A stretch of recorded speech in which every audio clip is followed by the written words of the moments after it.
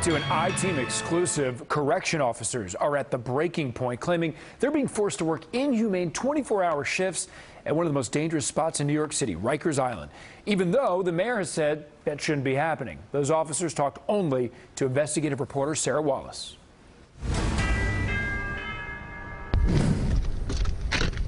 This isn't the car of a homeless person. It's where a New York City correction officer sleeps when she is too tired to drive home after 24-hour shifts at AMKC, the largest jail on Rikers Island. Sometimes I try to go home, but I'm falling asleep on the wheel. It's very hard. The officer, in tears, too afraid of retaliation to show her face, says she's done at least 15 triple shifts since November. She's a single mom with a young son. I don't spend time with my kid. Basically, my parents are the ones taking care of him. Her claims echoed by these two other COs who work at the same jail. Even though you can't see their faces, you can hear and feel their pain. This is something that should never happen to any human being. It's hard. When you go home, you have nothing to give to your family. You have no time for yourself. How do you think you're being treated?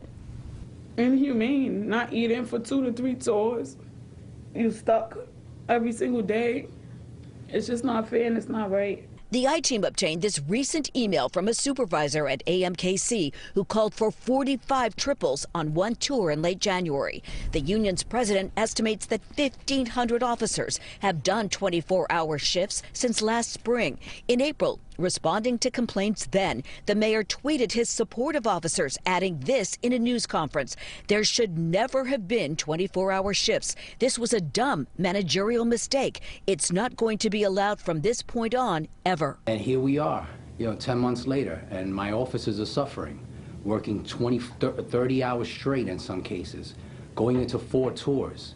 That's unacceptable and deplorable. The union went to court in the spring and won a temporary injunction against the extended shifts. But then the city employed a technical legal move that has delayed the process. The bottom line, officers like these at the mental breaking point. I'm not fit for duty anymore. I was ready to hand in my shield. It doesn't help that manpower is devastated due to the ravage of COVID on Rikers.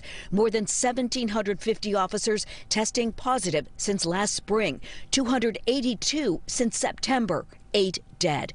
While the staffing levels are down, the inmate population growing, now close to 5,400. And those being held on the island accused of such violent crimes, they're not eligible for release through bail reform.